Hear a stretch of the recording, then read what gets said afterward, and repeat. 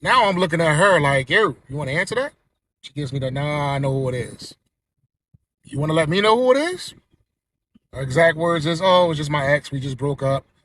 Ain't about nothing. He just can't take no for an answer. And I'm like, you sure I should be over here? She say, yeah. He's sitting there. We getting all hot and heavy. Start to kissing, start to touching. Phone rings again, and it constantly keeps ringing. Now I'm looking at her like she's sideways. She finally answers the phone. First thing I hear from homeboy on the other end is, who you in the crib with? She goes, nobody. I'm in the crib by myself. Now I'm looking at her like she's sideways. Because why are you lying? If it's your ex, why don't you tell him the truth that you got another in the house? All of a sudden, he goes, all right, well, if you ain't in the house by yourself, come open the door. Her eyes got big as fucking a bubbled eyes Benz. Like she just literally got in the, and you can see the fear come across her. I've never seen somebody so chocolate turn so white so fast.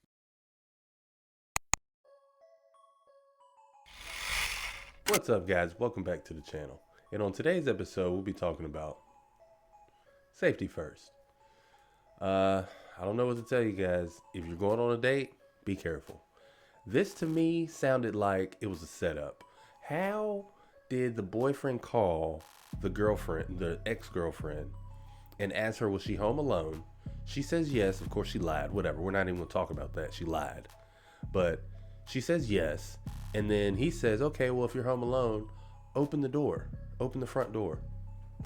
And when she opens it, When she did that, I stood up. I adjusted my clothes because we was about to get a little hot and heavy. I had to adjust myself real quick.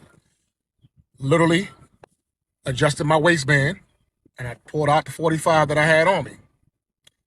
Cocked one, put it in the chamber, took the safety off. And I told her, I put on my jacket, I said, let's go. And when she looked at me, why you got that in my house? We're not playing these type of games. I'm not about to lose my life because you want to lie. When she opened the door, 3 of his boys came in. All 3 of them had teardrop tattoos on their face. When I had my burner out, they all knew what it was hitting for. Excuse me, I'm walking out the door. You talk to your woman. Listen, gentlemen, a lot of these chicks be gassing us up. Don't go to their crib if you ain't tooled up, because it might be the last time. And a lot of them will put our freedom on the line because if something would have went off, everybody would have had to go because I can't leave no witnesses. So be careful if you're going to be on the females' houses. Even when I drive out of state, that joint stay in the damn he trunk. already had 3 of his friends with him, and they all just walk in the house. So it's 4 guys in here, plus the one guy that was on the date with the young lady. So to me, that sounded like it was a setup. It sounded like to me that even the girlfriend was in on the setup. It sound just to me. I don't know. I could be wrong, but it just feels like it was a setup. It feels like she got him back to her house in order to get him robbed or anything. But she didn't know that he had a gun on him. So I don't know, guys. It just feels like how, at what point, who do you know? What 3 friends do you have that you could call right now and tell them, hey, I need you to come over here to my girl's house. Is somebody over here? What 3 friends do you have that you could call just out of the clear blue and they're dropping everything and coming to you ASAP? Like, I think this was a setup. I think this was planned, that this might be a whole crew, that this is what they do. They rob guys that, think that they're going on a date with this girl. Either way, whatever the situation was, I'm glad the guy told his story, because this is a story that needs to be told. This is something that men need to know, that in the dating world, yes, women do have a rough time in the dating world and things can get bad for them. But likewise, men get victimized in the dating scene as well. Men get robbed, men get set up, taken up out of here. They see Jesus early, you know what I mean? Like, all types of stuff happens. So this is a conversation, man, that needs to be had. And I'm glad, like I said, that he told his story, because he's telling his story as if it was just like happenstance. This was a jealous boyfriend coming in trying to beat me up. But the way that I heard it, when I listened to his story, it felt like to me a setup.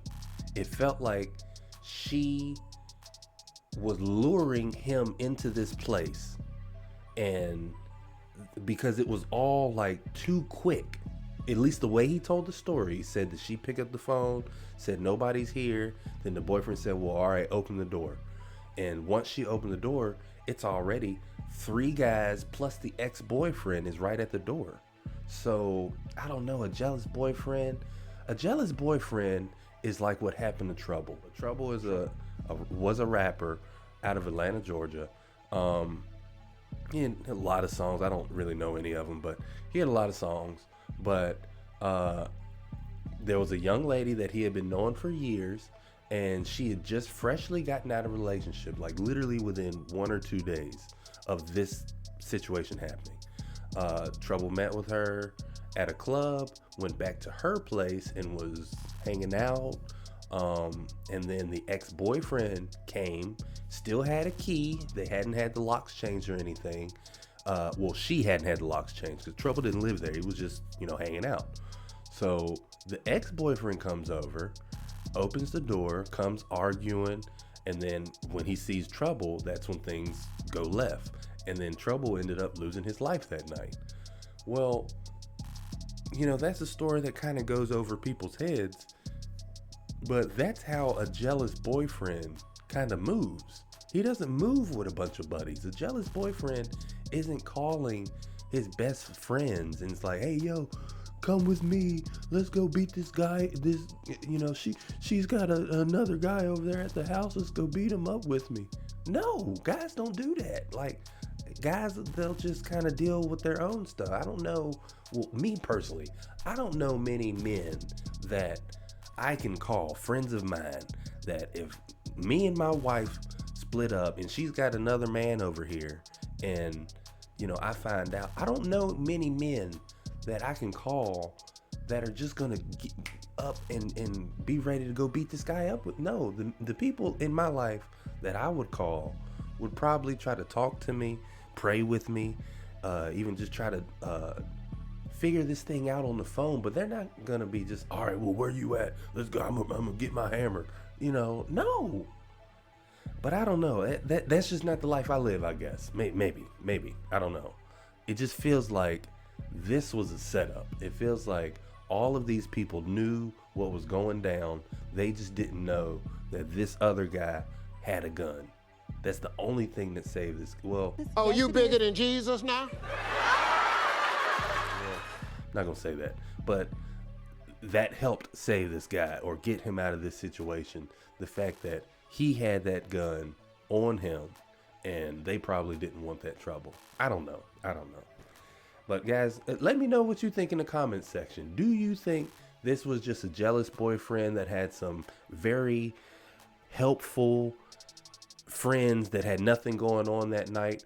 Or was this possibly a setup gone wrong gone good? Well, a setup that was foiled by the guy that was trying to be set up. Anyway, thanks for watching, guys. Take care.